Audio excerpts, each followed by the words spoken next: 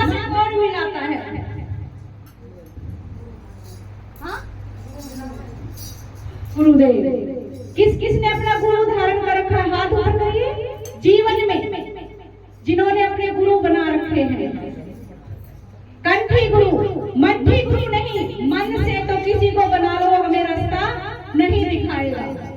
मन से किसी को भी बना लो, हमें रास्ता नहीं दिखा सकता है जब तक हम कंठ में मंठ नहीं पहनेंगे।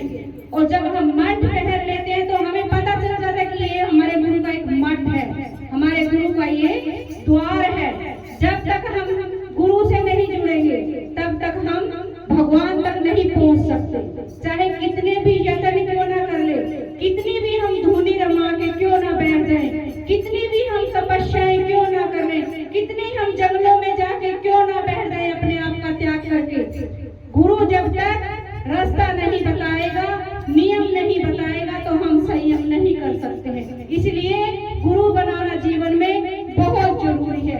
कई ऐसे भी प्राणी हैं जो माया के मोह में डूबे रहते हैं, उन्हें यही नहीं पता कि संसार में चल क्या रहा है और आने वाला समय क्या होगा, ये पता ही नहीं है। इसी बात पे बोलो साचे दरबार की, सतगुरुदेव भगवान की, अमृत की बरसे बदरिया, ओ मेरे गुरु की दोहरिया, अमृत की बरसे बदरिया, मेरे गुरु की दोहरिया, अमृत की बरसे बदरिया, मेरे गुरु की दोहरिया। जैसे कि अभी हम हरिद्वार गए थे और हमारा बैठे बैठे ही प्रोग्राम बन गया। कहाँ पे जाना है हमें? मेरे साथ गया था ना या नहीं गया? बैठे बैठे कैसे प्रोग्राम बना कि हमें कहाँ जाना है? हरि के द्वार। और हम यहाँ से बिना प्रोग्राम के रात को 11 बजे निकल गए। और जब हम निकले तो हमारे गुरुदेव ने ऐसी राह दिखाई कि कभी हम वहां पे पहुंचे ही नहीं, जहां पर सर्वशक्ति ने महादेव को पाने के लिए 3000 वर्ष तक तपस्या की थी। क्या खा के? बेल पत्र खा के। हम पहुंचे बिलकेश्वर महादेव, फिर वहां से पहुंचे हम गौरीकुंड। जब हम गौरीकुंड पहुंचे तो मुझे इन भक्तों का तो पता नहीं है, मुझे अपने आप का पता है कि कभी सोचा नहीं था कि यहाँ तक हम पहुंच जाएंगे। धन्य भाग है उस गुरुदेव के जिसने कि इस भक्ति के मार्ग पर लगा रखा है और उनके चरणों में रहते हुए वहां तक पहुंचे जहां तक कभी जीवन में सोचा ही नहीं था। कभी जीवन में सोचा ही नहीं था कि हम यहाँ तक पहुंच जाएंगे। इसी बात पे अमृत की बरसे बदरिया, मेरे गुरु की दोहरिया, अमृत की बरसे बदरिया, मेरे गुरु की दोहरिया, अमृत की बरसे बदरिया, मेरे गुरु की दोहरिया, कोई मोर सतैया बोले, कोई मोर सतैया बोले।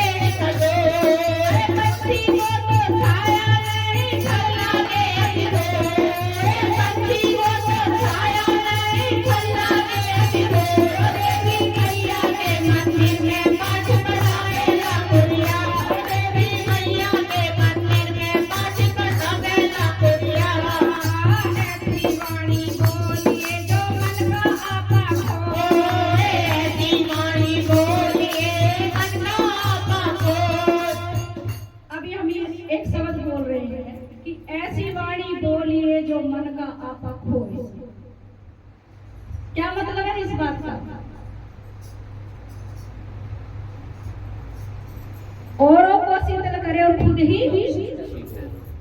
क्या मतलब है इस बात का, किसी को पता है? या हम ऐसे राग गा रहे हैं, शायद लग रहा है, समझ में नहीं आ रहा, बस धुन के कारण तुम लोगों का भाव जुड़ा बैठा है और कुछ नहीं है। यही सब चीजें ही तो सतगुरु जी सिखाते हैं। क्या ये मीनू तुम्हारे साथ आई है जो ये परेशान हो रही है क्या बैठने में?